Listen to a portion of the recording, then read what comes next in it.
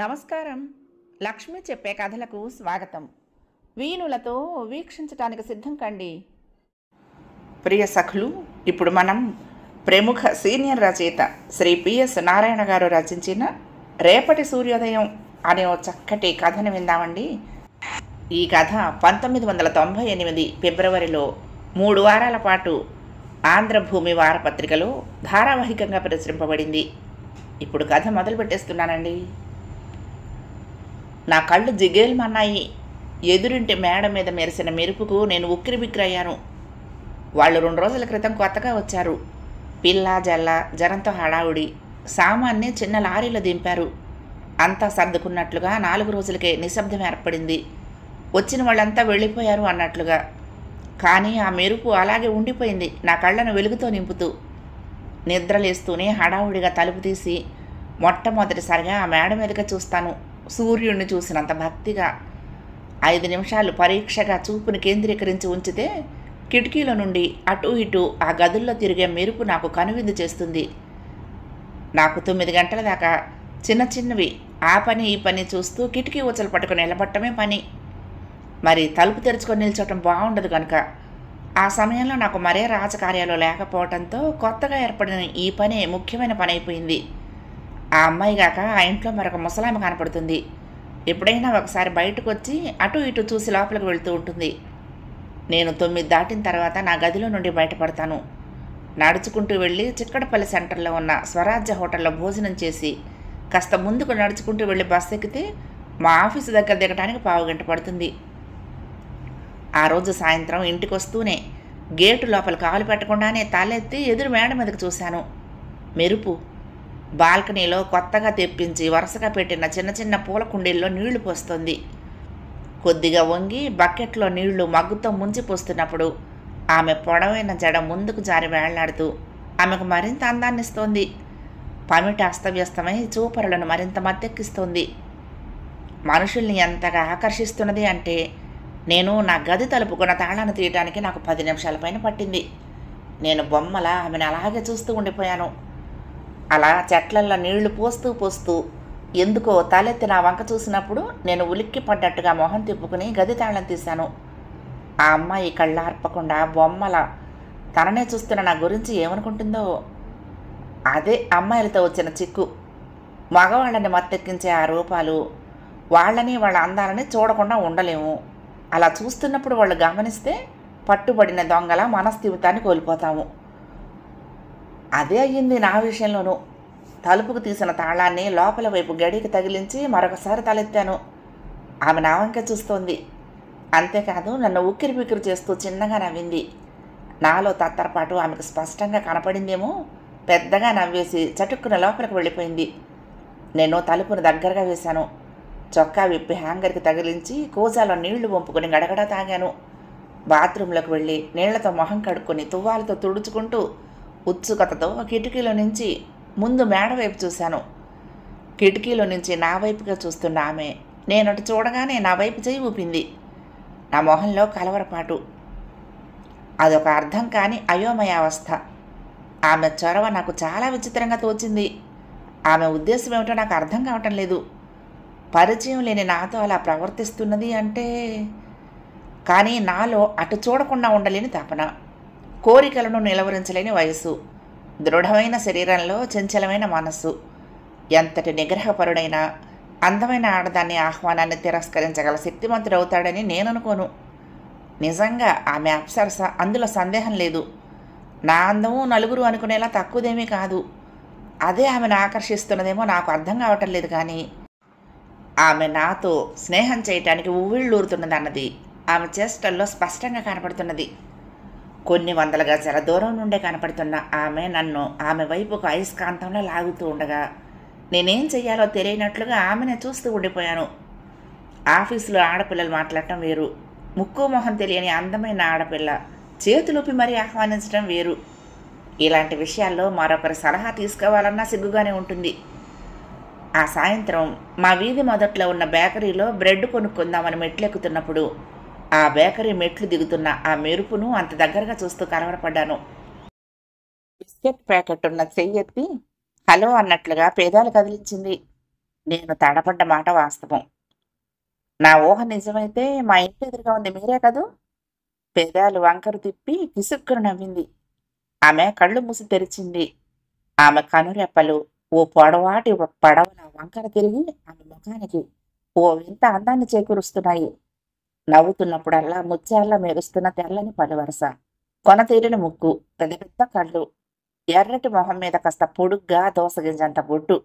ఒక్కసారి చూస్తే మర్చిపోలేని రూపం. నాకు నోట మాట పెగలటం లేదు.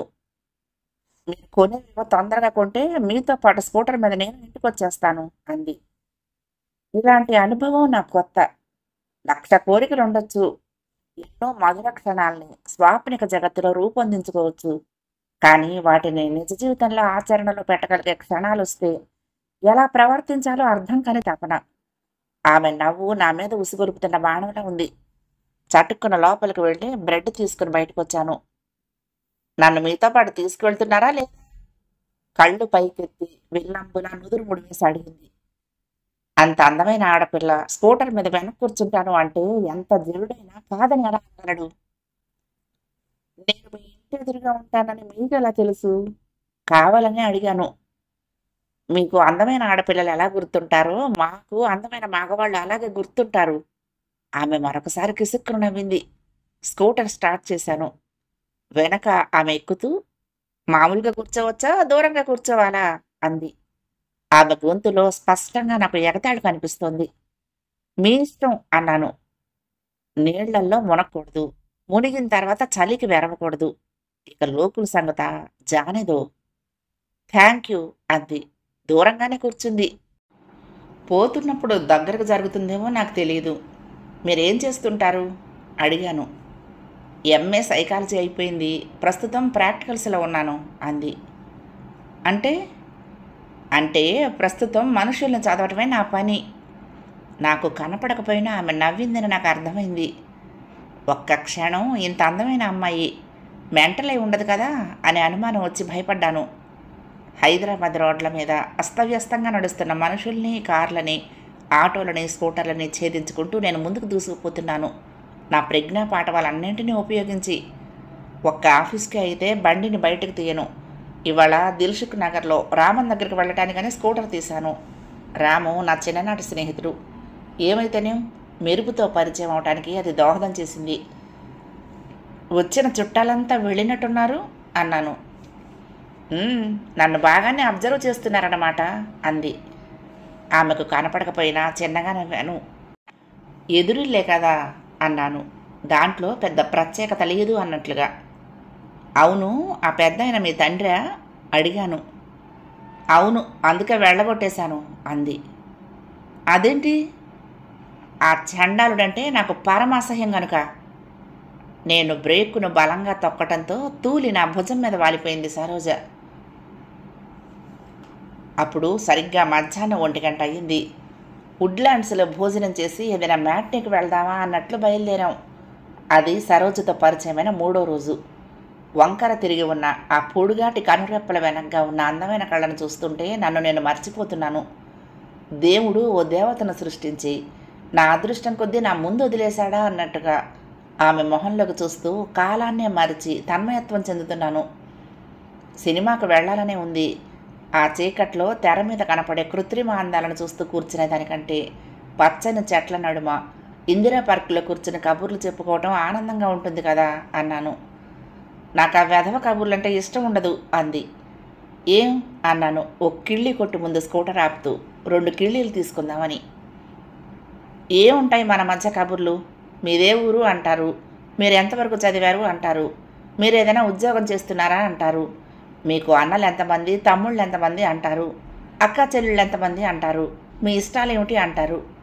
ఆ ప్రశ్నలకు సమాధానాల మీద మరికొన్ని చిలకొట్టుడు ప్రశ్నలు, ట్రాష్, అర్థం లేని ప్రశ్నలు, అర్థం లేని సమాధానాలు. అంతేగా.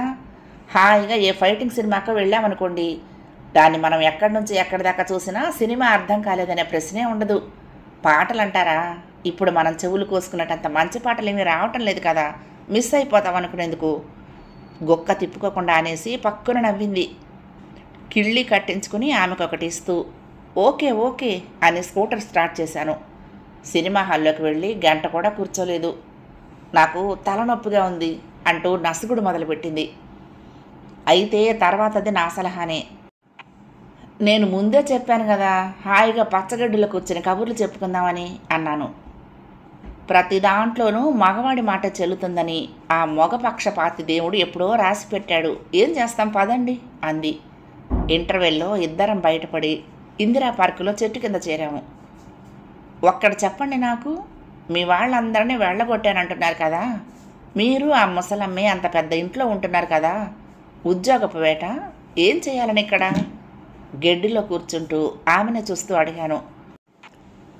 ఆమె కళ్ళను ఒకసారి అటు ఇటు తిప్పి వెనక పక్కగా నడుం కిందగా చీర ఒక పొరను పైకి లాగి గడ్డిలో కూర్చుంటూ, నేను చేసింది సైకాలజీ అన్నాను కదా, లైఫ్ ఎంజాయ్ చేస్తూ మనుషుల్ని చదివేయాలని అంది. బాగా ఆస్తిపరులన్నమాట. నా అందమే నా ఆస్తి. ఆ ఆస్తిని చూస్తూ మీ ఆస్తిని కరిగించుకుంటూ ఉంటే నేను ఆనందిస్తూ ఉంటాను. పక్కపక్క నవ్వింది నలువైపులా చూస్తూ. ఆ సమయంలో మా చుట్టుపక్కల మనుషులు లేకపోవటం కొంతవరకు నా అదృష్టం. ఆమె నవ్వు నన్ను ఉక్కిరిబిక్కిరి చేసింది. ఇబ్బందిగా అటు ఇటు చూస్తూ ఉండిపోయాను. బయలుదేరండి, జనం లేని ఈ పార్కులో మాత్రం ఎంతసేపు ఈ చచ్చు కబుర్లతో ఒకళ్ళనొకళ్ళని చూసుకుంటూ కూర్చుంటాము. మా ఇంటికి వెళ్ళి హాయిగా గంటల నిమిషాల్లో గడిపేద్దాం పదండి అంటూ లేచి నిలబడి నేను నిలబడటానికి తన చేతిని అందించింది. నేను ఆ అవకాశాన్ని జార విడుచుకోలేనట్లుగా నా చేతిని అందిస్తూ ఆమెను నా వైపుకు లాగుతూ నించున్నాను. స్కూటర్ స్టార్ట్ చేసిన తర్వాత వెనకాల కూర్చుని నా భుజం మీద చేయి వేసి లోయర్ ట్యాంకు బండి మీదకు మలుపు తిరుగుతూ ఉండగా, మీరు నన్ను ఇక్కడే వదిలేసి వెళ్ళను అంటే నీకో నిజం చెప్తాను అంది. చెప్పండి అన్నాను. మీరు ఏదో ఒట్టి కబుర్ల కోసం నన్నెప్పుడు ఈ స్కూటర్ మీద అక్కడికో ఇక్కడికో తెప్పొద్దు.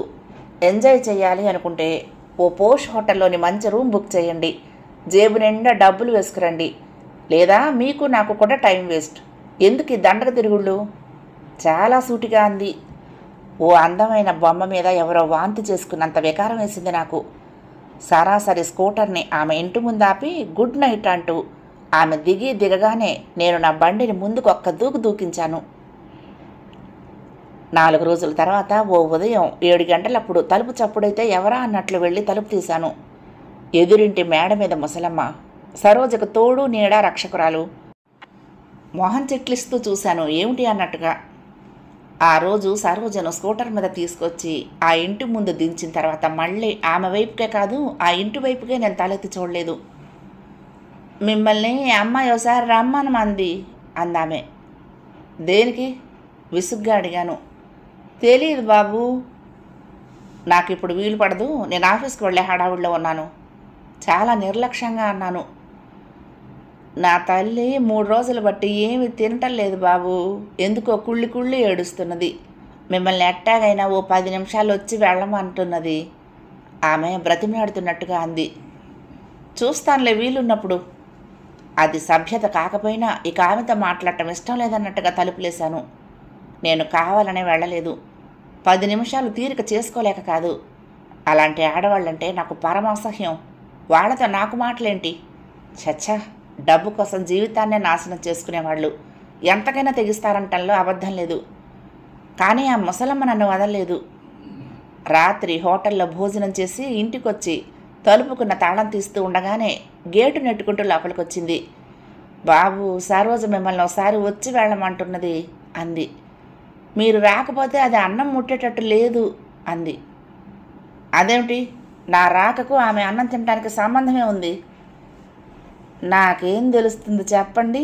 దాని ఉద్దేశాలేమిటో నేను కనిపెట్టగలిగాను కాబట్టి మీకు చెప్తున్నాను. ఆ క్షణాన ఆమె కంఠం కొద్దిగా కరుకుగా ఉన్నట్లు అనిపించగా నాలో కోపం చివ్వున పైకి తన్నింది. తీస్తున్న తాళాన్ని మళ్ళీ వేసేసి గేటు దగ్గరగా లాగి విసురుగా పెద్ద పెద్ద అడుగులతో ఎదురింటి మేడ మీదకు వెళ్ళాను. ఎంత కోపంగా మెట్లెక్కానో. సరోజను చూసిన మరుక్షణంలో అంతగా నీరసించిపోయాను. 2 రోజుల్లోనే ఆమె చిక్కి శల్యమైంది. మొహంలో ఆ నిగారింపు లేదు, కళ్లల్లో వెలుగు లేదు. పడవల వంకర తిరిగి ఉండవలసిన ఆ కనురెప్పలు లోపలికి పోయి కనుగుడ్ల మీద తడిగుడ్డ కప్పినట్టుగా జారున్నాయి. నన్ను చూస్తూనే పేలవంగా నవ్వింది. దేనికి రమ్మన్నారట అడిగాను. ఎంత అసహ్యకరమైన విషయాన్నైనా మనిషి భరించగలిగే గుండె నిబ్బర ఉండాలి. అందున మగవాడికి. ఏదో నేను అవాకులు చవాకులు పేలనని రోడ్డు మీద విడిచిన గుడ్డల మూటని విసిరేసినట్లుగా విసిరేసి వెళ్ళిపోయారే, అది బాగుందా మీకు అంది. అందంగా ఉన్నాయి కదా అని కోడె దూడల్ని నాగుపాముల్ని నట్టింట్లు తెచ్చి పెట్టుకోలేం కదా విసురుగా అన్నాను. నేను ఆడపిల్లనండి. ఇంకా దేవుడు కేటాయించిన 100 ఏళ్లలో 4వ వంతు కూడా ఖర్చు కాని సుకుమారిని రోషంగా అంది. నాకు కోపంలో నుంచే ఆమె మాటలకు నవ్వు పుట్టుకొచ్చింది. ఎందుకు ఈ మాటలన్నీ? నన్ను పిలిపించిన కారణం చెప్తే విని వెళ్తాను. ఇంతకీ డబ్బేమైనా కావాలా? ఎంత నిగ్రహించుకుందామనుకున్నా నా మాటలో శ్లేష ఆగలేదు. ఊరికి తీసుకునే అలవాటు నాకు లేదు తల ఉంచుకుంటూ అంది సరోజ. చండాలపు పనులకు డబ్బు వెచ్చించటం నాకు అలవాట్లేదు. తుపాకీ గుండులా వదిలిన నా మాటలు ఆమె శరీరాన్ని తూట్లు తూట్లుగా పొడిచినట్లుగా ఆమె విలవిల్లాటం నాకు స్పష్టంగా కనపడింది. ఆమె ముఖం తెల్లగా పాలిపోయింది. ఆమె ఎర్రని సన్నని కింది పెదవి వడిలిన లేతాకుల కిందకి జారింది. ఆమె చూపులను చూస్తుంటే నాకు జాలేసింది. కానీ అలాంటి హీన చరిత్రురాలి మీద నాకు కరుణదయ ఏంటి? నేను ఇలా అవటానికి కారణం ఎవరంటారు? చేతకాని అసహాయత నుండి పుట్టుకొచ్చిన ప్రశ్నలా ఉంది ఆమె. నిశ్శబ్దాన్ని భంగపరుస్తూ చప్పట్లు కొట్టి ఏ చేతితో తప్పంటాము అన్నాను ఎగతాళిగా. నిజమే, నా తప్పు లేదని నేను అనను. కానీ నేను ఇలా అవటానికి కారణమైన ఆ బాస్టర్డ్ గురించి తెలుసుకోవాలని మీకు లేదా అంది. దానివల్ల నేను పొందే లాభం ఏంటి? ఓ అర్భకురాలైన ఆడకూతురు అంటే జాలి లేదా? ఓహో. కానీ మీలో ద్వేషాన్ని చిన్నగానైనా కరిగించుకోగలుగుతారు కదా. నాకు ఎవ్వరి మీద కోపం లేదు, ద్వేషం లేదు. నాకెందుకు చెప్తున్నారు ఇవన్నీ? ఆఫ్టర్ ఆల్ ఒకే వీధిలో ఎదురెదురుగా ఉన్న ఇళ్లల్లో ఉంటున్న వాళ్ళం. ఈరోజు ఉన్నవాళ్ళం రేపు ఉంటామనే గ్యారంటీ లేదు. ఏ కారణంతోనైనా మారిపోవచ్చు అన్నాను. చటుక్కున ఆమె లేచి నిలబడింది. ఫర్ గాడ్ సేక్ మీరు ఇక్కడి నుంచి వెళ్ళొద్దు ప్లీజ్ అంది. కారణం? నేను ఒక అడుగు వెనక్కి వేశాను. తుఫానులో చిక్కుకుని అస్తవ్యస్తమైపోతున్న నా మనసుకు మీరు శాంతిని ప్రసాదించగలరు గనక. నాన్సెన్స్. నేనెవరు, మీరెవరు? ఏ విధంగా మీకు శాంతి లభిస్తుంది? నేను ఇలా అవటానికి కారణమైన ఆ వెధవని సర్వనాశనం చేసేటంత వరకు మీరు సాయం చేస్తారనే నమ్మకం నాకుంది కనుక అంది.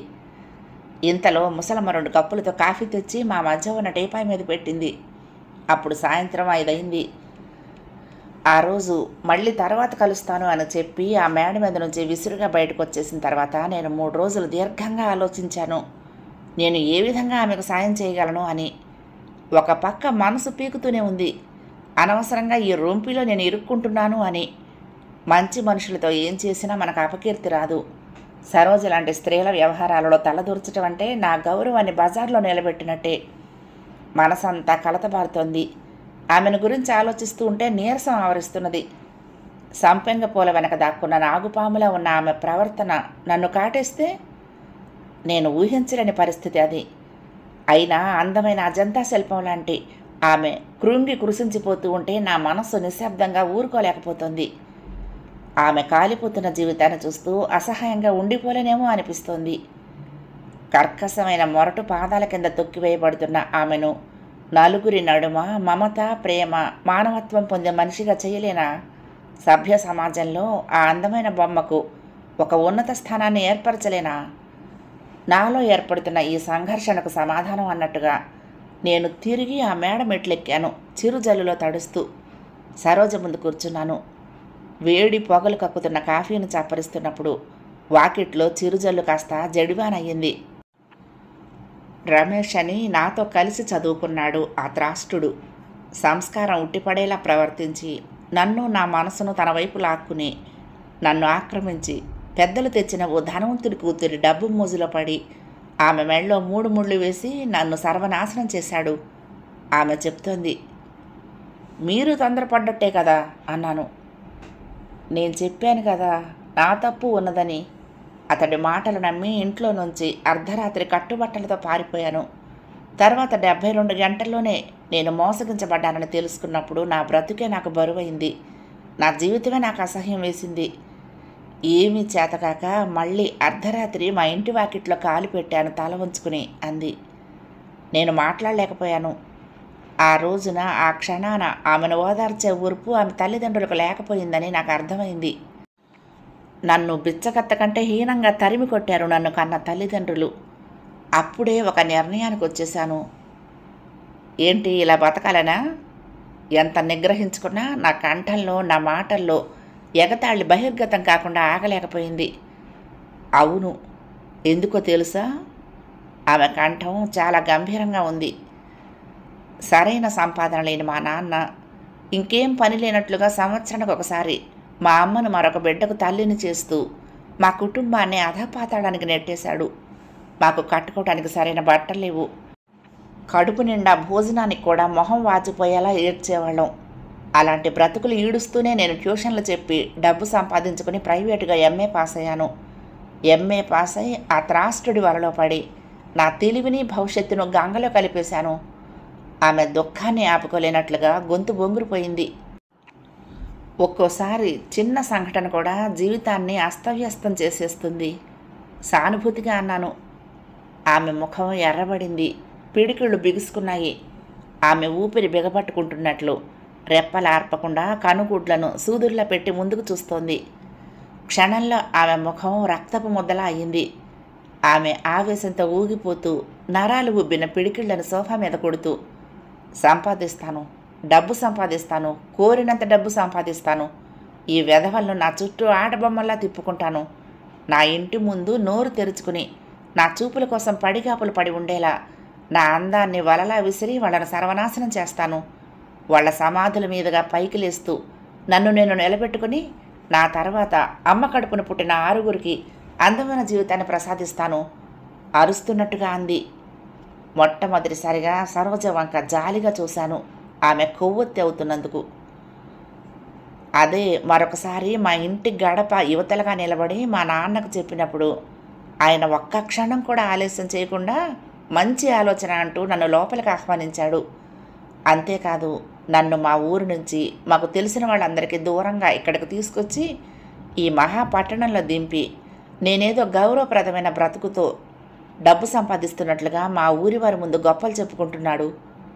ఆమె కంటి వెంట నీరు ధారగా కారుతున్నది. I hate that beggar, I want to kill that bastard. ఆమె శరీరంలోని నరాలన్నీ తెగేలా ఊగిపోతున్నది. నేను పనికిరాను కానీ నా రక్తం మాత్రం వాళ్లకు తిండి పెట్టాలి ఏడుస్తున్నది ఆమె. ఉదయాన్నే ఎదురింటి మేడ మీద భాగంలో నుంచి పెద్ద పెద్దగా కేకలు వినపడుతూ ఉండగా కిటికీల నుండి అటువైపు చూశాను. ఆ అరుపులన్నీ వాళ్ళ బెడ్రూమ్లో నుండే. సరోజకు డబ్బులిచ్చి కొన్ని గంటలు ఆమెను కొనుక్కున్న మనిషి అరుపులు కాదు కదా. ఎంతో ఆవేదనతో అటే చూస్తూ ఉండిపోయాను చాలాసేపు నిశ్శబ్దంగా. తర్వాత 15 గంటకు ఆ శబ్దాలు ఆగిపోయాయి. ఓ ముసలాయన బయటకొచ్చాడు, చేతిలో చిన్న గుడ్డ సంచితో. మేడమెట్లు దిగి గేటు దగ్గర నిలబెట్టి ఉన్న ఆటో ఎక్కాడు. అతడు ఎక్కటం ఆలస్యం, ఆటో వెళ్ళిపోయింది. నాకు అప్పుడు గుర్తొచ్చింది ఆయన ఎవరో. ఆయన సరోజ తండ్రి, సరోజ అసహించుకుని ద్వేషించే కన్న తండ్రి. సాయంత్రం ఆఫీసు నుండి వస్తూ మా వీధి మొదట్లో ఉన్న జనరల్ స్టోర్స్ నుంచి ఫోన్ చేస్తున్నా సరోజను చూసి ఆగాను. ఆమె ఫోన్ పెట్టేసి డబ్బులిచ్చి రాగానే ఆమెతో అడుగులు కలిపాను. నన్ను చూసి ఆమె తడబడింది. నాకు అర్థమైంది ఆమె తడబాటుకు కారణం. ఆమె ఫోన్ చేసి కనుక్కున్నది ఏ హోటల్కి ఎన్ని గంటలకు ఏ రూమ్కి రావాలి అని. ఆమె కళ్ళు వాలిపోయాయి నా ఖేదమైన నవ్వును చూసి. మీ నాన్న వచ్చినట్టున్నారు అన్నాను. ఆమె ఉలిక్కి పడ్డట్లుగా తాలెత్తింది. ఆమె పెదవులు అల్లల్లాడాయి అవును అన్నట్టుగా. డబ్బు కోసమా? నాకు అర్థమైన అతడి అరుపుల్లోని అర్థాన్ని మాటల రూపంలో పెట్టాను. నిజమేనన్నట్లుగా ఆమె మౌనం. ఇచ్చిన డబ్బు చాలట్లేదటనా? అవును, అందుకే నానా గొడవ చేసి వెళ్ళాడు. ఆమె కళ్ళల్లో లాగానే కంఠం కూడా తడుస్తున్నదని స్పష్టమైంది నాకు. ఏమిటి మీ మీద ఆయన అథారిటీ? నన్ను ఆయన కూతురిగా ఈ భూమి మీద బ్రతకనిస్తున్నందుకు. నాన్సెన్స్. మీరు బయటకు వచ్చేసిన తర్వాత వాళ్లకు మీకు సంబంధం ఏముంది? ఒకసారి ఆ ఇంటి నుంచి మీరు వెళ్ళగొట్టబడ్డారనే విషయం మర్చిపోయారా? కానీ నేను తిరిగి మళ్ళీ వెళ్ళాను కదా. దేనికి వెళ్ళారు? తిండికి గతి లేక అల్లల్లాడుతున్న ఆ కుటుంబాన్ని ఆదుకుంటానని వెళ్ళారు. సాయం చేస్తానని వెళ్ళారు. అటువంటి మిమ్మల్ని చూసి సంతోషించాల్సింది పోయి దౌర్జన్యం ఎందుకు చేయాలి? బరువుగా పడుతున్న అడుగుల నడుమ నిశ్శబ్దం. ఆమె మాట్లాడలేకపోతున్నట్టుగా ఆగిపోయింది. చూడండి, మా అమ్మ మీద, నా తర్వాత పుట్టిన తమ్ముళ్ళ మీద చెల్లెళ్ళ మీద జాలితో వాళ్ళ దౌర్భాగ్యాన్ని చూడలేక నేను ఎట్లాగూ నాశనం అయ్యాను కదా, వాళ్ళకి ఏదైనా చేద్దామని ఆశపడ్డాను. కానీ ఆ రాక్షసుడు నా సహాయాన్ని వాళ్ళ జన్మ హక్కులా భావిస్తున్నాడు. ఆమె వేదనాభరిత కంఠం ఆమెకే కాదు, ఆమె మాటల్ని వినేవాళ్ళని కూడా కుంగదీస్తోంది. ఈసారి ఇంట్లో కాలు పెడితే మర్యాదగా ఉండదని చెప్పండి, కోపంగా అన్నాను. ఆమె చిన్నగా నవ్వింది. నిజమే, దాని ఫలితం అనుభవించేది ఎవరు? ప్రేమ, అభిమానం అనే పేగులు నన్ను వాళ్లతో బంధించేశాయి. వాటిని తెంపేయటం బహుతేలిక, తర్వాత మళ్ళా మామూలే. అందుకే ఆ మూర్ఖుడు నాలోని ఆ పేగులతో ఆడుకుంటున్నాడు. ఆమె గుండెల్లో నుండి వెలువడుతున్న బాధ నన్ను వివసుని చేస్తోంది. ఇంటి దాకా మౌనంగా నడిచాము. ఆమె ఇంట్లోకి వెళ్ళిపోతున్నప్పుడు చెప్పాను, బాధపడబోకండి, మీ సమస్యకి ఏదైనా గౌరవప్రదమైన పరిష్కారం దొరుకుతుందేమో ప్రయత్నిస్తున్నాను. త్వరలోనే నా ఆలోచనలు ఓ దరికి రావచ్చు. అప్పుడు వస్తాను మీ దగ్గరికి. నేను వడివడిగా ముందుకు అడుగులు వేశాను. మీరు ఇలా జీవం లేని బొమ్మల అందరి చేతుల్లోనూ ఆడటం నాకు ఇష్టం లేదు. ఆమెకు వినపడి వినపడకుండా గొణుక్కున్నాను. ఆదివారం వడివడిగా మెట్లెక్కాను మా ఇంటి ఎదురు మేడ మీదకు. నాకు చాలా ఆనందంగా ఉంది. రామన్ చేసిన ప్రయత్నం ఫలించింది. ఓ కంపెనీ ఎండీతో మాట్లాడాడుట. ఆయన సరోజను పంపమన్నాడట. అక్కడ గౌరవప్రదమైన జీతము జీవితము కూడా ఉంటాయని చెప్పాడు. అయితే వాడి అనుమానాలు వాడివి. అసలు ఆ రొచ్చులోకి దిగనేకూడదు. ఒకసారి దిగిన తర్వాత జీవితాన్ని సాఫీగా నడపటం కష్టమే అవ్వచ్చు. సరే, అయినా నీ ప్రయత్నాన్ని నేనెందుకు కాదనాలి? చూద్దాం, బాగుపడితే ఆ అమ్మాయి అదృష్టం, కాదు ఆ అమ్మాయి కర్మ అన్నాడు. ఎండ మండిపోతున్నది. సంశయిస్తూనే దగ్గరకు వేసి ఉన్న తలుపు నెట్టాను. ఎదురుగ్గా సోఫాలో ముసలమ్మ కూర్చుని ఉంది. నన్ను చూస్తూనే లేచి, కాసేపుండి రాకూడదు, ఎవరో స్నేహితులతో మాట్లాడుతున్నది అంది ముసలమ్మ తల ఉంచుకుని. నాకు అర్థమైంది. ఇంకొక క్షణం అక్కడ ఉండబుద్ధి కాలేదు. మెట్లు ఎక్కినంత వడివడిగానే దిగి నా గదిలోకి వచ్చేశాను. నాకు చాలా అసహ్యం వేసింది. ఆ స్నేహితుడు అనబడే వ్యక్తి ఆమెకు డబ్బులిచ్చి ఆ క్షణాన ఆమె రక్తాన్ని తాగిస్తున్నాడు. చచ్చ, ఎలాంటి మనిషితో నేను వ్యవహారాన్ని పెట్టుకున్నాను? ఎర్రటి రక్తం అంటే ఎంత జుగుప్సో ఆ మేడ మెట్లు ఎక్కాలన్నా అంతే జుగుప్సగా ఉంది. కొన్ని గంటల వరకు కోలుకోలేకపోయాను. సాయంత్రానికి కానీ మళ్ళీ మామూలు మనిషిని కాలేకపోయాను. ఎన్ని మబ్బులైనా ఆకాశపు స్వచ్ఛతను కలుషితం చేయలేకపోవచ్చు. తాత్కాలికంగా అడ్డుపడి అశాంతిని కలిగించడమే తప్ప. అలాగే నా మనసులోని ఆమెను సరైన దారిలో పెట్టాలనే దృఢ నిశ్చయాన్ని ఈ చిన్న చిన్న సంఘటనలు సడలింపలేకపోవచ్చు. మనసుకు కొంతసేపు అస్థిరతను చేకూర్చడం తప్ప. మళ్ళీ సరోజ ఇంటి మేడ మెట్లు ఎక్కాలంటే మనసు ఎదురు తిరుగుతోంది. కానీ అనుకున్న కార్యం సాధించాలి అంటే ఆ మాత్రం ఘర్షణ తప్పదు. అందున ఇలాంటి విషయాల్లో. సరిగ్గా అటువంటి సమయంలోనే సరోజ ఇంట్లో ఉన్న ముసలమ్మ వచ్చి నా ఎదురుగా నిలబడింది. అప్పుడు సాయంత్రం 6 దాటి ఉంటుంది. ఆఫీసు నుండి వచ్చి గంట అయింది. స్నానం చేసి కూర్చుని ఆలోచనల వలయం ఇదమిద్దంగా తీసుకోలేని నిర్ణయాల సుడుల్లో తిరుగుతున్న సమయం అది. అమ్మాయి మిమ్మల్ని రమ్మంటున్నది అంది. ఏం స్నేహితులు ఎవరూ లేరా? నా కంఠం నాకే చాలా కరుగ్గా ఉన్నట్లు అనిపించింది. ఆమె తల వంచుకునే ఎవరూ లేరన్నట్టుగా తల ఊపింది. వస్తాను పాద అని ఆమెను పంపేసి రామన్ చెప్పిన వివరాలున్న కాగితాన్ని తీసుకుని తర్వాత 10 నిమిషాల్లోనే సరోజ ముందు నుంచున్నాను. నన్ను చూస్తూనే ఆమె పరిగెడుతున్నట్లుగా ముందుకొచ్చి సంతోషంతో ముఖమంతా విశాలం చేసుకుని, నా దగ్గర ఒక మంచి వార్త ఉంది అంది.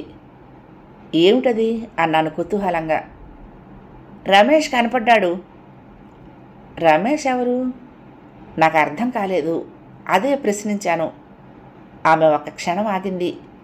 ఆ ఒక్క క్షణంలోనే ఆమె ముఖమంతా ఎర్రబడింది. లోపల నీరు సలసల కాగి ఆవిరై చర్మం మీద బుడగలు తేలినట్లుగా ముఖమంతా నీటి బిందువులు ఊపికాయి. చెప్పాను కదా, నా ఈనాటి ఈ స్థితికి కారకుడు. ఆమె సన్నని కంఠం గుడ్లగూబ కంఠంలా కీచుమంటోంది. నాకు కోపం గుండెల్లో నుండి జర్రున పైకి ఎగతన్నింది. మీరు నాకొక్కటి చెప్పాలి.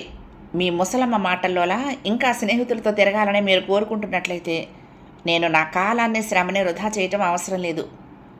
లేదు, మీరు సభ్య సమాజంలోకి రావాలని మనస్ఫూర్తిగా కోరుకుంటే నేను ఎంత శ్రమైనా పడతాను. చాలా నిష్కర్షగా చెప్పాను. మీరు పయనిద్దామనుకుంటున్న దారేదో మీరు నిర్ణయించుకోండి. ఇలాంటి విషయాల్లో మీకు మరొకరు సలహాలు ఇవ్వగలరే కానీ బలవంతంగా మీ నెత్తిన రుద్దలేరు అన్నాను. కొన్ని క్షణాల నిశ్శబ్దం. ఆమె తట్టుకోలేనట్లుగా కలవరపడుతున్న వదనంతో నా కళ్ళల్లోకి సూటిగా చూస్తూ 2 చేతులు జోడించి నాలో రగులుతున్న మంటల్ని ఆర్పొద్దు, నన్ను మాట్లాడనివ్వండి అంది నీరసంగా. ఆమెను చూస్తూ నేను మాట్లాడలేకపోయాను. నేను అసలు ఎంత ఉత్సాహంగా వచ్చాను రామం ఏర్పాటు చేసిన ఉద్యోగం గురించి ఆమెకు చెప్పటానికి. కానీ 2 సార్లు చికాకు కలిగించే పరిస్థితులే. అసహనంగా అటు ఇటు కదులుతూ, రమేష్ కనపడితే ఏమైంది అన్నాను, త్వరగా ఆ విషయానికి తెరదించేయాలి అన్నట్లుగా. సరోజ అంటే ఏమిటో చూపిస్తాను అంది గయ్యమని లేస్తూ, కొత్త ఊపిరి తీసుకుంటున్నట్టుగా. ఏం చేస్తావు అతన్ని? నువ్వేం చెయ్యలేవు ఈసడింపుగా అన్నాను. నరికి పోగులు పెడతాను అంది. ఆ క్షణాన ఆమె కళ్ళు అగ్నిగోళాల్లో ఉన్నాయి. నేను హేళగా నవ్వాను. అంటే ఇంకొక ఆడదాన్ని తాడు తెంచుతావన్నమాట. ఒక్కసారిగా సరోజ మొహం తెల్లగా పాలిపోయింది. కానీ అది ఒక్క క్షణమే. తిరిగి మొహంలో నెత్తురు విరజిమ్మింది. నన్ను సెంటిమెంట్లతో ఓడించొద్దు. పోరాటం నాకు ఆ రాస్కెల్కి నడుమ. 3వ వాళ్ళు నాకు కనపడరు. నువ్వే చెప్పావు అతడు ధనవంతుడు బలవంతుడు అని. సంఘంలో ఆ ధనమే అతన్ని చాలా ఉన్నత స్థానంలో నిలబెడుతుంది. అతడు చేసే ఎలాంటి తప్పుడు పనినైనా అందరి దృష్టిలో ఘనంగా కనపడేలా చేస్తుంది అంటూ ఒక్క క్షణం ఆగాను, ఆమె మొహంలోకి తదేకంగా చూస్తూ. ఆమె మీద నా మాటల ప్రభావం ఎలా ఉంది అన్నట్టుగా. అతడి ముందు నువ్వు ఒక గడ్డిపోచ లాంటి దానివి సరోజ. కనుక మేడం, ఊరికి నేను గాలిలో పడి కొట్టుకుపోయి నీ అస్తిత్వాన్ని కోల్పోయేదానికంటే మంచి అవకాశం వచ్చింది. వెర్రి ఆలోచనలు మాని నేను చెప్పిన పని చెయ్యి. నువ్వు సమాజంలో గౌరవప్రదంగా బ్రతకడమే కాకుండా నువ్వు కోరుకుంటున్నట్లుగా నీ తమ్ముళ్లను చెల్లెళ్లను కూడా ఉద్ధరించవచ్చు. అలా చేయటం వల్ల వాళ్ళు నిన్ను చూసి గర్వపడతారే తప్ప నిన్ను ఈసడించుకోవాల్సిన స్థితిలో ఉండరు అన్నాను. ఆమె నా మాటలకు నీరసంతో కృంగిపోతున్నట్లుగా, అది నా వల్ల అవుతుందా? మీరంటున్న ఈ సంఘం నన్ను గౌరవంగా బ్రతకనిస్తుందా? నా అందాన్ని నాకుగా వదిలేసి దూరంగా తిరగగలుగుతుందా అంది చిన్నగా. ఛత్, అందమైన ఆడవాళ్ళ అందరిగతి ఇంతేనని నీ ఉద్దేశమా? ఈసడింపుగా అన్నాను. ఆమె ముఖాన్ని చేతుల్లో కప్పుకుంది. ఆమె గుండెల్లో నుంచి ఎగదన్నుకొస్తున్న దుఃఖాన్ని నిగ్రహించుకునేందుకు ప్రయత్నిస్తోంది. ఆమె విసురుగా లేచి నిలబడి తలుపు లోపలి గడియ వేసి నాకు దగ్గరగా వస్తూ కలవరపడుతున్న నాకు అతి సమీపంగా నిలబడి చటుక్కున్న చీరను మోకాలు పైకి వరకు ఎత్తింది. నేను మొహం పక్కకు తిప్పుకుంటూ, ఏమిటిది సరోజా విసురుగా అన్నాను. ఇక్కడ సిగ్గుపడాల్సింది ఏమీ లేదు మాస్టారు. జరిగిన ఘోరాన్ని ఈ తొడ మీద కాలిన మచ్చ మీకు చూపిస్తుంది. ఈ రాక్షసి ఈ చండాలుడు కలిసి నేను వాళ్ళు అనుకున్నంతగా డబ్బు సంపాదించినందుకు పెట్టిన వాత ఇది. చాలా చిన్నగా దుఃఖంతో తడిసిన మాటలను ముద్దగా నా ముందు వెళ్ళగక్కింది. నేను కలవరపడుతూ లేచి నిలబడ్డాను. అవును, దీని సాక్షిగా అంటూ మచ్చను చూపిస్తూ చీర కిందకు జారుస్తూ అంది. ఈ ముసల్ది ఆయన తరపున నాకు కాపలాగా ఉంచబడిన మనిషి. పోలీసులు పిలవనా? ముక్కు పుటాలు కోపంతో అదురుతూ ఉండగా అన్నాను. ఫలితం ఏంటి? నా అందమే నాకు శాపమైనప్పుడు నేను ఈ తోడేళ్లను ఎన్నాళ్ళు ఎలా తప్పించుకుని బ్రతకగలను? నాకు చావు ఒక్కటే రక్ష అని నాకు తెలుసు. కానీ చావను. ఎందుకంటే నేను ఇలాంటి నికృష్టపు పక్షులన్నింటినీ ఒక ఆట ఆడిద్దామనే కృత నిశ్చయంతో ఉన్నాను గనక. ఈ కుళ్ళు వ్యవస్థను ప్రక్షాళితం చేయాలనే తపనలో ఉన్నాను గనక అంది. మీరిచ్చిన అడ్రస్కి వెళ్ళాను, ఆయన కలుద్దామని. ఆయన ఢిల్లీ వెళ్ళారట అనుకోకుండా, ఏదో అర్జెంటు పని మీద ఉదయం ఫ్లైట్కి. 4 రోజుల తర్వాత కానీ ఆయన రాకపోవచ్చు. సరోజ మాటల్లోని నిరాశ నా గుండెల్లో నిరుత్సాహాన్ని కలిగించింది. మీరు నా గురించి, నా బాగు గురించి తాపత్రయపడుతున్నప్పుడు నేనెందుకు సహకరించకూడదని వెళ్ళాను. కానీ ఇవి నా జీవితానికి సరిపడేవి కావు. ఇలాంటివి నాకు కలిసొచ్చేవైతే నా జీవితం ఇలాంటి మలుపు తిరిగేదే కాదు అంది పేలవంగా నవ్వుతూ.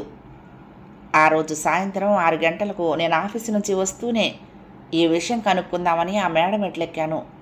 ఆ సమయంలో ఆమె స్నేహితులు ఎవరూ లేకపోవటం నాకెందుకో శుభసూచకంగా కనిపించింది. కానీ జరిగింది వేరు. ఆమె మాటలకు నాకు జాలేసింది. నిజమే, కొందరి జీవితాలు అలాగే ఉంటాయి. కొందరు ఏం పట్టుకున్నా బంగారం అవుతుంది, కొందరికి బంగారం పట్టుకున్నా బూడిదే కూర్చుంటుంది. లోపలికి వెళ్ళి కాఫీ కలుపుకొని తీసుకొచ్చి నా చేతికిచ్చి సోఫాలో కూర్చుంది. ఆమె ఎదురుగా తల వంచుకొని కాఫీ తాగుతూ నిశ్శబ్దంగా కూర్చున్నాను. మాట్లాడేటందుకు ఇంకే ఉంది. మీరు మా ఇంటికి ఎంత తక్కువగా వస్తే అంత మంచిది. మీ ఆఫీస్ ఫోన్ నెంబర్ ఇవ్వండి, నేనే మాట్లాడతాను అవసరం వస్తే. లో గొంతుకుతో చాలా చిన్నగా అంది, సిగ్గుపడుతున్నట్లుగా తల వంచుకుని. నేను ఉలికి పడ్డట్లుగా తలెత్తి ఆమె మొహంలోకి చూశాను. నేను చెడ్డదాన్ని అనే పేరు అలాగే వచ్చింది. అలాంటి పేరు మీరు కూడా ఎందుకు తెచ్చుకుంటారు? ఆమె భావం అర్థమైనప్పుడు నేను నిర్లక్ష్యంగా లోపలికి వచ్చిన ద్వారం వైపుగా చూస్తూ ఉండిపోయాను. అక్కడ ఒక మనిషి ఉన్నట్టుగా క్రీనీడ, ఆ పైన చిన్నగా కదులుతున్న కర్టెన్. ఆమె మాటల కంటే నాకు ఆ పరిసరాలే కాస్త భయం కలిగించాయి. సరోజ మాటలు నాకు సలహా ఇస్తున్నట్టుగా అనిపించలేదు, హెచ్చరికలాగానే ఉంది. దాని ఫలితం ఏమిటో తర్వాత 3వ రోజు ఉదయాన్నే తెలిసొచ్చింది నాకు. ఆఫీస్కి వెళదామని తయారవుతున్నాను. స్నానమైంది, డ్రెస్ చేసుకుని బూట్లు వేసుకోవటానికి మేజోడు తొడుక్కుంటున్నాను.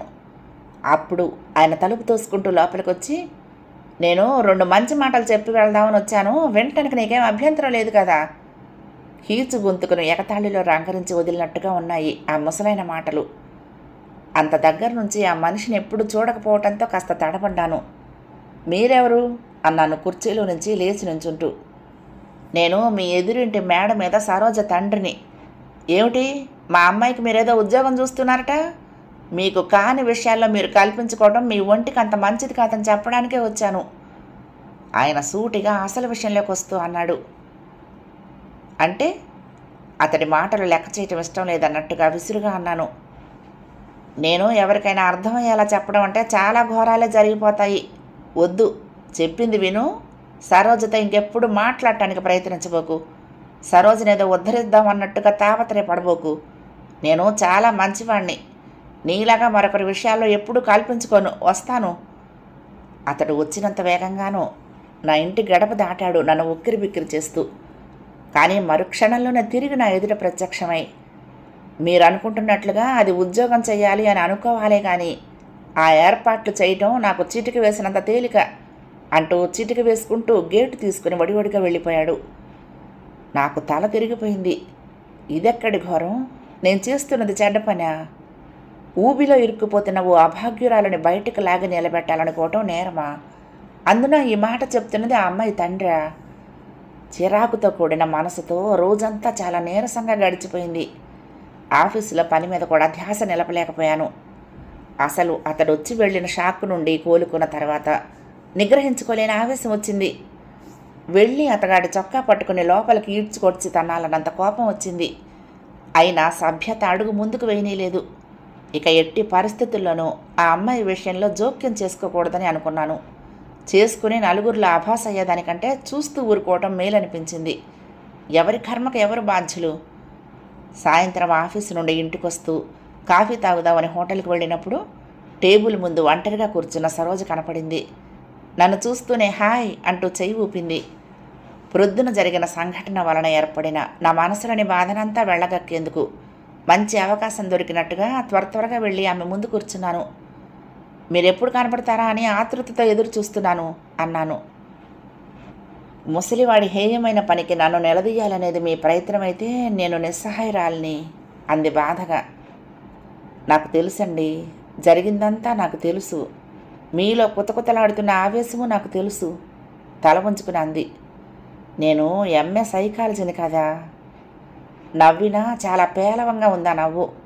నాలోని ఆవేశాన్నంతా చల్లారుస్తూ నా నెత్తిన బిందెడు చన్నీళ్లు కుమరించింది. నేను చేసింది తప్ప? నీరసించిపోయాను. మరి తప్పు కాక మీకెందుకు వచ్చిన బాధండి నా గురించి?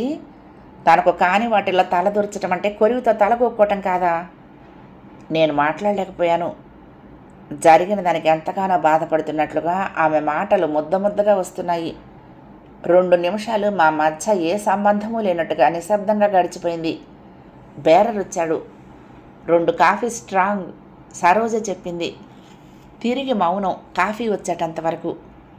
కప్పులు ముందుకు లాక్కొని కాఫీ తాగుతూ సరోజే మొదటిసారిగా నోరు విప్పింది. ఇప్పుడు రమేష్ వస్తున్నాడు ఇక్కడకు అంది కళ్ళు సగమెత్తి నా వైపు చూస్తూ. పెదవులు సాగదీస్తూ చిన్నగా నవ్వింది. ఆ కళ్ళలో నాకు ఎలాంటి అందమో కనపడలేదు. కొద్ది రోజుల క్రితం అందంగా గులాబీ రెక్కల్లా కనిపించిన ఆమె పెదవులు తెల్లగా పాలిపోయి ఉన్నట్లు అనిపించింది ఆ క్షణాన నాకు. అసలు రమేష్ వస్తున్నాడు అని ఆమె చెప్తున్న తీరు చాలా అసహ్యంగా అనిపించింది. డబ్బు కోసం ఎలాంటి హేయమైన పని చేయటానికైనా సిద్ధమే అన్నట్టుగా ఉంది ఆమె కంఠం.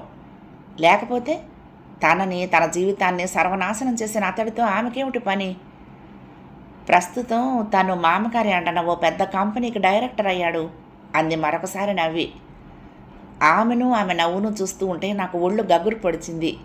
ఆ డిమ్ లైట్ కాంతిలో ఆమె ఓ విషనాగులా ఉంది.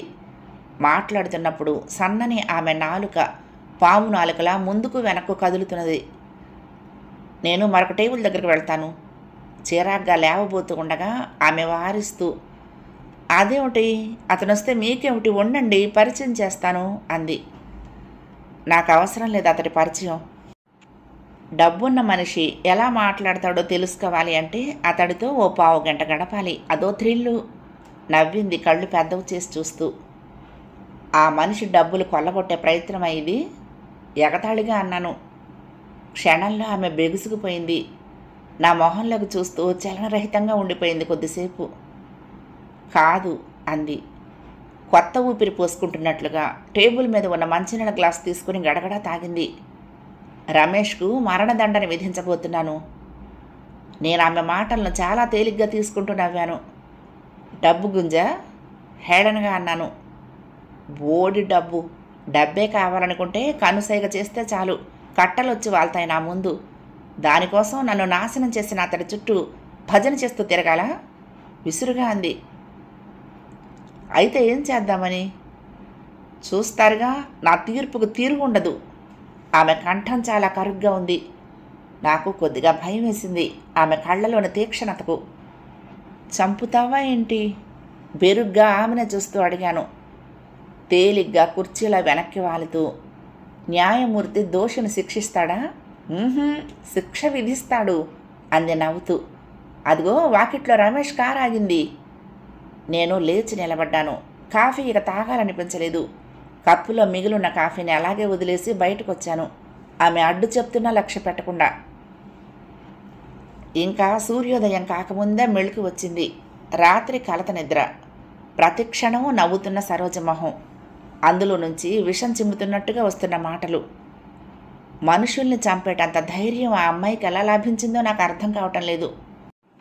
కళ్ళు తెరుచుకుని మంచం మీద దొరలటం అంత చిరాకు మరొకటి ఉండదు. లేచాను. లేచి ముందు గదిలోకి వచ్చి కిటికీ తలుపు తెరిచాను. సరిగ్గా అప్పుడే ఎదురింటి మేడ ముందు ఆటో ఆగింది. అందులో నుంచి సరోజ దిగి ఒడివడిగా పరిగెడుతున్నట్లుగా మేడ మెట్లెక్కేసింది. ఆమె ఇప్పుడు ఎక్కడి నుంచి వస్తున్నదో నాకు అర్థమైంది. రాత్రి ఏ హోటల్ గదిలోనో ఖరీదైన మంచాల మీద ఓ కామాంధుడి చేతిలో నలిగి నలిగి వాడిన రెక్కలతో సూర్యోదయపు వెలుగును భరించలేనట్లుగా ఎగురు వచ్చి గూటిలో దూరిపోయింది. ఛ, ఎంత నికృష్టపు బతుకు! నా మనసంతా ఆమె మీద తిరస్కార భావంతో నిండిపోయింది. కళ్ళల్లో అసహ్యం, చూపుల్లో యావగింపు. నా హృదయం మీద రేగి ముఖం మీద పడుతున్న జుట్టును కుడి చేత్తో వెనక్కి నెట్టుకుంటూ ఘోరమైన తప్పిదం చేసి పరిగెడుతున్న నేరస్తురాలిలో ఉన్న ఆమె రూపం ముద్రించబడింది. అది జీవితంలో జరగదు.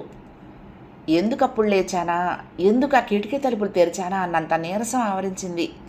తిరిగి వెళ్ళి మంచం మీద బరువెక్కిన గుండెతో వాలిపోయాను. ఆ బరువు కరిగి నాకు ఊపిరి పీల్చుకునే అవకాశమే లేకుండా ఆఫీస్కి వెళ్ళిన అరగంటలో మా ఆఫీసర్ గది నుండి పిలుపు. ఫోన్ వచ్చిందంటూ. చేసింది సరోజ. ఏమిటి అన్నాను విసుగ్గా. ఆ త్రాష్ట్రుడికి శిక్ష విధించడం అయిపోయింది. అదంతా ఎలా జరిగిందో చెప్పటానికి గాను మీరు సాయంత్రం బయటకు వచ్చే టైంకి ఆఫీస్కి వస్తున్నాను అంది. వద్దు, నేను మీకోసం వచ్చినట్లుగా నలుగురికి తెలియటం మీకు ఇష్టం లేదా? అవునులేండి, చెడిపోయిన ఆడదానితో మాట్లాడటం అంటే అందున నలుగురిలో చాలా అవమానం కదూ. నా కోపపు వేడి మీద తడిగుడ్డలు పరుస్తున్నట్టుగా ఉన్న ఆ మాటలకు కించిత్ బాధపడ్డ మాట వాస్తవం. ఆహా, అది కాదు. మరి ఆఫీస్ దగ్గరికి వస్తే ఏమవుతుంది? నేను అసహనంగా అటు ఇటు కదులుతూ, ఒక పని చెయ్యండి, 5:30కు కామతిలో ఉండండి అన్నాను. అసలు మా ఆఫీసర్ గదిలో ఆమెతో ఫోన్లో అంతసేపు మాట్లాడటమే నాకు ఇష్టం లేదు. గుడ్, ఆమె ఫోన్ పెట్టేసింది. అతడికి శిక్ష విధించానంటున్నది. ఎలా అమలు జరిపిందో తెలుసుకోవాలనే ఉత్సుకత. కానీ మనుషులకు మరణశిక్షలు విధించే ఆమెతో మాట్లాడటం అంటేనే కత్తుల మీద నడవటంలా భయం. లేనిపోని రొంపిలో నేను ఇరుక్కోను కదా. సాయంత్రం కామత్తుకు వెళ్ళకపోతే రేపు చెప్పా పెట్టకుండానే ఆఫీస్కి వచ్చి ఎదురుగ్గా కుర్చీ లాక్కుని కూర్చోవచ్చు. ఆ అనుమానం నన్ను నిలవనీయలేదు. మాట ఇచ్చిన ప్రకారం కామత్తులో కాలు పెట్టాను. లోపల కూర్చుని నా కోసమే అన్నట్లుగా వాకిలి వంక చూస్తున్నది సరోజ. హాయ్, నేను చెయ్యెత్తి దించాను సమాధానంగా. మీరు నన్ను అభినందించాలి అంది. మరో మనిషిని చంపినందుకా చంపుతున్నందుకా? కాఫీనా టిఫినా? ఆమె కంఠంలో ఎగతాళి చాలా స్పష్టంగా కనపడుతోంది. ఎదురుగ్గా ఉన్న మంచినీళ్ళ గ్లాస్ ఎత్తి ఆమె మొహం మీద పోయాలన్నంత కోపం వచ్చింది. నిగ్రహించుకున్నాను. అది నలుగురు తిరిగే ప్రదేశం అవటంతో. నా మొహంలోనే మార్పును గమనించినట్లుగా నవ్వు నాపి సీరియస్గా మొహం పెట్టి, రాత్రితో అతడి పని అయిపోయింది అంది. నేను మాట్లాడలేదు. ఎలా అని అడగరేం, మీరే చెప్తారు కదా. చాలా నిర్లక్ష్యంగా అన్నాను. ఆమె ఒక్క క్షణం ఆగింది. నా మాటకు మనసు నొచ్చుకుంటున్నట్లుగా ఓ నిట్టూర్పు వేడిచి, అవును చెప్తాను వినండి, మాటలు ఒత్తి పలుకుతూ మొదలుపెట్టింది. రాత్రి ఓ స్టార్ హోటల్లో ఏసీ గది, సుగంధ పరిమళాల నడుమ మసక వెలుగులో తెల్లవార్లు రమేష్ చేతిలో రబ్బర్ బొమ్మలా గడపవలసిన రాత్రి. 9:00కల్లా రూమ్లో ఉండాలని మా నిర్ణయం. రాత్రి 9 అయింది. నేను వెళ్ళలేదు. 9:30 అయినా వెళ్ళలేదు. అక్కడ ఆ గదిలో 9 గంటలకల్లా నాకు తెలిసిన ఓ అమ్మాయి నా కోసం ఎదురు చూస్తున్నట్టుగా కూర్చుని ఉంది. రమేష్ వచ్చాడు. రమేష్ సంగతి తెలుసు కదా. అడుక్కునేవాడు చెత్త కుండీ దగ్గర ఎంగిలి మెతుకులు కనపడ్డా పంచభక్ష పరమాణాలు చూసినంత సంబరంగా ఎగిరిపడతాడు. అలాగే రమేష్ కూడా నవ్వులు చిందించాడు, చేతులు కలిపాడు. 15 గంటలోనే శరీరాలు కలిశాయి. నేను 10 గంటలకు ఆ గదిలో కాలు పెట్టేటప్పటికే ఆ స్కౌండ్రల్ విందు భోజనమైనంత తృప్తిగా త్రేయించాడు. మంచినీళ్ళ గ్లాస్ ఎత్తి గడగడా తాగేసింది. అతడికి మరింత ఆనందాన్నిచ్చి శిక్ష విధించినట్టుగా తృప్తి పడుతున్నావన్నమాట. కాదు, ఆ అమ్మాయిని ఎన్నిక చేసి అందంగా అలంకరించి నాటకీయంగా నా కోసమే ఎదురు చూస్తున్నట్టుగా కూర్చోబెట్టి తర్వాత వాడిని బరిలోకి దించినందుకు గాను నేను వెచ్చించిన మూల్యం ఎంతో తెలుసా? మీ ధరలేమిటో నాకెలా తెలుస్తాయి అన్నట్టుగా నవ్వాను నేను. నా నవ్వుకు ఆమె చిన్నబుచ్చుకోలేదు. అసలు నా నవ్వును గమనించినట్లే. Ramesh is out. 2 చేతులు బార్లా చాచి నోరంతా తెరిచి నవ్వుతూ చాలా హాయిగా సంతోషంగా విజయం సాధించినట్టుగా ఆ కుర్చీలో వెనక్కి వాలింది. 2,000 ఇచ్చి ఓ ఎయిడ్స్ పేషెంట్ని నా జీవితాన్ని ముక్కలు ముక్కలు చేసిన ఆ రాక్షసుడి కోసం వెతికి మరీ పట్టుకొచ్చాను. మరో భయంకరమైన నవ్వు. అదే నా మాటల్లో విన్నప్పుడు అతడు నా ముందు నుంచి క్షణాల్లో పారారు. నాకు ఒళ్ళు గగురు పొడిచింది ఆమె కంఠానికి. బిగుసుకుపోయి ముందుకు వంగాను భయంగా చూస్తూ. Bearer, 2 very strong coffee, sugar తక్కువ. ఆ నవ్వు నడుమ పెద్దగా అరుస్తూ చెప్తున్న సరోజ. 4 రోజుల తర్వాత ఓ సాయంత్రం ఆఫీసు నుండి ఇంటికొస్తూ చిక్కడపల్లి సెంటర్లో కాఫీ తాగి రోడ్డు వారుగా నడుస్తున్నాను. పడమట నుంచి మబ్బులు పరిగెట్టుకుంటూ వస్తున్నాయి. చల్లటి గాలి. నారాయణగూడ బ్రిడ్జ్ దగ్గరకు వచ్చేటప్పటికి రోడ్డు మధ్యగా ఓ గుంపు, పక్కగా లారీ. ఏదో యాక్సిడెంట్లా ఉంది. చిన్న పెద్ద అందరూ గుమ్ముగూడున్నారు. ఎవరో చూద్దామన్నట్లుగా గుంపులోకి తలదూర్చాను. నెత్తుటి మడుగు మధ్యగా ఓ పెద్ద ఆయన చచ్చినట్లున్నాడు. ధోతి అంతా రక్తమయం. తల పక్కకు వాల్చి వెల్లికలా పడున్నాడు. తెలిసిన ముఖంలా అనిపించగా ఇంకొక 2 అడుగులు ముందుకు వేశాను. అతడు సరోజ తండ్రి. ఒళ్ళు గగురు పొడిచింది. ఒక్క ఉదుటిన బయటకు వచ్చేశాను. అతడు నాకేం ఆత్మీయుడు కాదు. అయినా చూసిన మనిషి, తెలిసిన మనిషి అవటంతో గుండె దడదడలాడింది. మా ఇల్లు అక్కడికి నడిచే దూరమే అయినా ఆలస్యం భరించలేనట్లుగా ఆటో ఎక్కాను. మా ఇంటి ఎదురుగ్గా ఉన్న మేడ ముందు ఆటో దిగి డబ్బులిచ్చి పంపి వడివడిగా మేడ మెట్లెక్కాను. బాల్కనీలో ముసలమ్మ నిల్చుని పూల కుండీల్లో నీళ్లు పోస్తున్నది. సరోజని పిలువు, త్వరగా అన్నాను. సరోజ ముందు గదిలోనే ఉన్నట్టుంది. నా మాట వింటూనే బయటకొచ్చి ముఖాన్ని విశాలం చేసుకుని నవ్వుతూ రండి అంది. మీ నాన్నకు యాక్సిడెంట్ అయ్యింది. గడప అవతల నుండి బాల్కనీలోకి ఒక్క దూకు దూకింది సరోజ. బ్రతికున్నాడా చచ్చాడా? చచ్చిపోయాడు. ఒక్కసారిగా ఆమె నుండి నవ్వుల వెల్లువ సముద్రపు అలల ఘోషల ఊపికి వచ్చింది. పొట్ట పట్టుకుని ముందుకు వంగి వస్తున్న నవ్వును ఆపుకోలేనట్లుగా ఊగిపోతున్నది. ఆమె నుండి వెలువడుతున్న ఆ శబ్దానికి పడమట వైపు నుండి వీస్తున్న చల్లటి గాలిలో కూడా నా ఒళ్ళు చెమటలు పడుతోంది. వావ్, ఎంత మంచి వార్త చెప్పావు మిత్రమా! ఆమె పడి పడి నవ్వుతూనే ఉంది. ఆమెకు ఊపిరి అందనట్లుగా ఆయాసం వస్తున్నది. ముఖమంతా స్వేద బిందువులతో తడిసి ముద్దవుతున్నది. ఆమె కళ్ళు నీళ్లతో నిండిపోయాయి. ఆమె నవ్వి నవ్వి గుండెలు అవిసిపోయి అలిసిపోయి ఇక నిలబడలేక కుప్పలా నా కాళ్ళ దగ్గరగా కూలబడిపోయింది. నా అనుమానమే నిజమైతే అది యాక్సిడెంట్ కాదు, ఆత్మహత్యే. చేతులు గాల్లోకి విసురుతూ అంది. నాకు సరోజతో ప్రతిదీ అయోమయమే. ఎలాంటి వాడైనా తనకు జన్మనిచ్చిన తండ్రి పోయాడు అన్నప్పుడు ఆమె స్పందన నాకు చాలా ఎబ్బెట్టుగా తోచింది. తండ్రిని ద్వేషించవచ్చు, కానీ పసుపు కుంకుమలు పోగొట్టుకున్న తల్లి రూపం ఆమె ఊహకు అందటం లేదు. ఆమె ప్రవర్తన చాలా అసహ్యం కలిగించగా మీ చావు మీరు చావండి అన్నట్టుగా వెనక్కి తిరిగాను. నా అనుమానానికి కారణం కూడా చెప్తాను. మీరు నా అభిమానులు. నన్ను మన్నించి నేను చెప్పేది విని వెళ్ళండి. ఆయన ఎందుకు ఆత్మహత్య చేసుకుని ఉంటాడో మీకు తెలుసా అంది. నువ్వు మీ వాళ్ళు ఎందుకు ఎప్పుడు ఏం చేస్తారో ఎవరికైనా తెలుస్తుందా? విసురుగా అన్నాను. నా కోపాన్ని విసుగును పట్టించుకోకుండానే ఆయనకు మీలాగానే నా చేత ఉద్యోగం చేయించాలని కోరిక పుట్టింది. మీరు నిజాయితీగా నాకు సహాయం చేయ ప్రయత్నిస్తే ఆయన స్వార్థంతో ఆ ఏర్పాటు చేయ ప్రయత్నించాడు. తల వంచుకుంది ఆవేశాన్ని అణుచుకో ప్రయత్నిస్తున్నట్టుగా. దానిదే ఉంది, ఉద్యోగమే. ఏ ఉద్దేశంతో ఏర్పాటు చేసినా ఎలా అవుతుంది? కాదు, ఆయన ఉద్దేశం ప్రకారం నేను ఓ పెద్ద కంపెనీ యజమానికి శాశ్వత ఉంపుడు గత్తిగా ఉండటమే ఆ ఉద్యోగం. అందుకు వచ్చే జీతం 15,000. దాన్ని ఆయన తీసుకుని వెళ్ళిపోతాడు. ఇక నా ఖర్చుల విషయంలో ఆయన నాకు ఇచ్చిన సలహా ఏమిటో తెలుసా? ఆ కంపెనీ యజమానికి తెలియకుండా నేను చిలక్కొట్టుడు వ్యవహారాలు చేసి డబ్బు సంపాదించుకోవాలి. అవి నా సొంతం. అందులో ఒక్క పైసా కూడా ఆయన ఆశించడు. నన్ను భూమి మీద పుట్టించిన ఓ తండ్రి, నీకు నా మీద ఉన్న అభిమానానికి ఎల్లలేవు. Hats off. సరే అన్నాను, ఆయన మనసు కష్టపెట్టడం ఎందుకన్నట్టుగా. అయినా ఆ గొప్ప మనిషికి నేను నచ్చాలి కదా. అందుకే బాగా అలంకరించుకొని ఇంటర్వ్యూకి వెళ్ళి రమ్మన్నాడు. అలాగే వెళ్ళొచ్చాను. వెళ్ళొచ్చి ఒక్క క్షణం ఆగింది.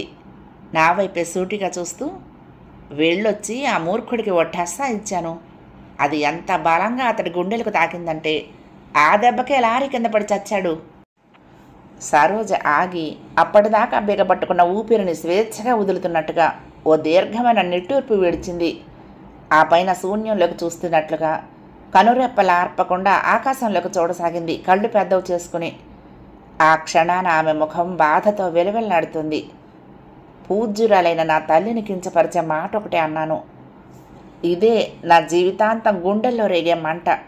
ఆ మంటలార్పడం నా వల్ల కాదు. ఆమె కన్నీటిని ఆపుకు ప్రయత్నించలేదు.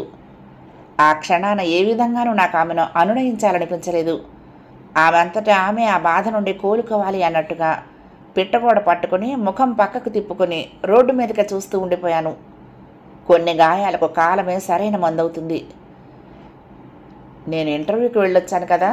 ఆ కంపెనీ యజమానికి భార్య లేదు, నా వయసు పిల్లలున్నారు.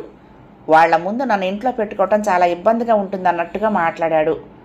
నేను మా త్రాష్టుడికి అలా చెప్పడం మొదలుపెట్టాను. అందుకే కాస్త పెద్ద ఆమె అందగత్తె అయ్యి వంట మనిషిలా ఉండి పిల్లలకు తిండి తనకు అన్నీ సమకూర్చేలా ఉంటే నువ్వు ఆశించిన జీతం ఇస్తానన్నాడు నాన్న అన్నాను. అందుకే అతడి కోరికలన్నీ తీరతాయి, నువ్వు కోరుకున్న డబ్బు వస్తుంది. అమ్మను పంపకూడదా ఆయన దగ్గరకు అన్నాను. 2 చేతులతో ముఖాన్ని దాచుకుంది సరోజ. ఆ మాటలకు ఉలిక్కిపడి ఆమె వైపుకు తిరిగాను. ఏ కూతురు తల్లిని అనకూడని అసహ్యకరమైన మాట అన్నాను. ఆమె దుఃఖం కట్టలు తెగిన వరదే అయింది. ఎంత చండాలుడైనా భార్య మాత్రం పవిత్రంగానే ఉండాలనుకుంటాడు. అందుకే నేనన్న మాటను భరించలేక కుళ్ళి కుళ్ళి చచ్చాడు. ఆమె చటుక్కున లేచి నుంచుంది. పూల కుండీల దగ్గర కొయ్య బొమ్మలా నిల్చున్న ముసలమ్మను వేలెత్తి చూపుతూ, ఉసే రాక్షసి 5 నిమిషాల టైం ఇస్తున్నాను. నువ్వు ఈ ఇల్లు విడిచి రోడ్డెక్కకపోయావో నేనే నిన్ను మేడ మీద నుంచి కిందకి తోసేస్తాను అంది కళ్ళల్లో నుంచి నిప్పులు కురిపిస్తూ. ముసలమ్మ లోపలికి పరిగెత్తింది. 2 నిమిషాల నిశ్శబ్దం. కళ్ళు పైకెత్తి నల్లటి మబ్బులతో వికృతంగా ఉన్న ఆకాశంలోకి సూర్యోదయం ఎప్పుడవుతుందా అన్నట్లుగా ఆశగా చూస్తున్నది సరోజ. చూడండి, మీరు నాకేదైనా ఉద్యోగం చిన్నదైనా సరే చూడండి, నేను గౌరవప్రదంగా బ్రతికేలా చెయ్యండి. నా తల్లిని, నా తమ్ముళ్లను, చెల్లెళ్లను నేను గుండెలకు హత్తుకుని పోషిస్తాను. నా వాళ్లను నేను ఆనందంతో పైకి తీసుకొస్తాను. నా అంతరాత్మ సాక్షిగా నేను నా వాళ్లకు ఈ సంఘంలో విలువైన జీవితాన్ని సమకూరుస్తాను అంది. కథ సమాప్తం. ప్రియ సఖులు, ఈ కథ మీకు నచ్చితే తప్పకుండా లైక్ చేయండి, షేర్ చేయండి, కామెంట్ చేయండి, సబ్స్క్రైబ్ చేసుకుని నన్ను ఎంకరేజ్ చేయండి. ఉంటానండి. ప్రేమతో లక్ష్మి, కృష్ణాతీరం, దుర్గమ్మ సన్నిధానం. నమస్తే.